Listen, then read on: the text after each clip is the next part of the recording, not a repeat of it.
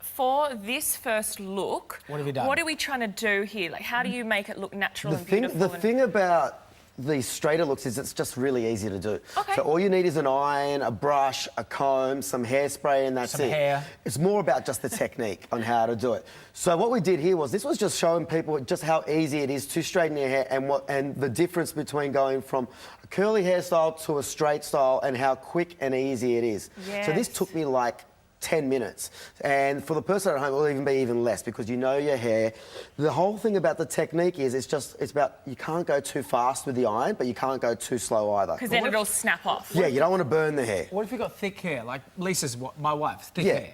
Well, you just got to take thicker sections and just, as you do it, just going really slow, but not too slow. You don't want to hold the iron on the hair for too long because then you're going to burn there. But you just see the difference now what an iron does from the frizziness that it started with to now this, and just how easy that was to do. Like I said, that was 10 minutes. That was just like, it's just like ironing a shirt, but you're ironing a hair. Yeah, it's hair you can just do in an instant. And that's the whole thing about straight hair is it's not hard to do, but it's so effective. Let's do our next look. What is it? Well, now that we set it up and it was straight, we just wanted to show a look that was a little bit sort of fashion, a little bit editorial, and just really easy to do. So all we did was loosely comb this back, and we just pop into a low ponytail at the back of the hair. We just did it really loose, somewhere between the nape of the hair and the shoulder of the hair. Yeah. And then but before the buttocks. Yeah, before the buttocks and before the shoulder. That's the most important because if it hits the shoulder, then that's when it's going to start to flick up.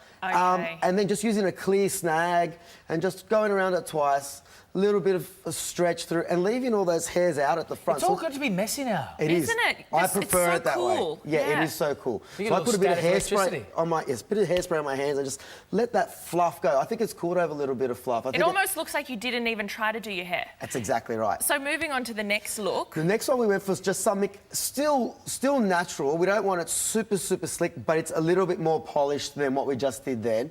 It's going a little bit tighter on the hair, middle part again. Again, we do a ponytail, and what we're going to do is just spray it down so that just has a bit of tact, so it's not too slippery. Comb it all pretty tight around there, and what I'm going to do is just pop my finger in the middle where the elastic is, and I'm just wrapping everything around clockwise. That's how you do it. And as I get around, I'm just pinning as I go, and then when I get back around, I'll pull the pins out and just use them in the side so you don't see the pins.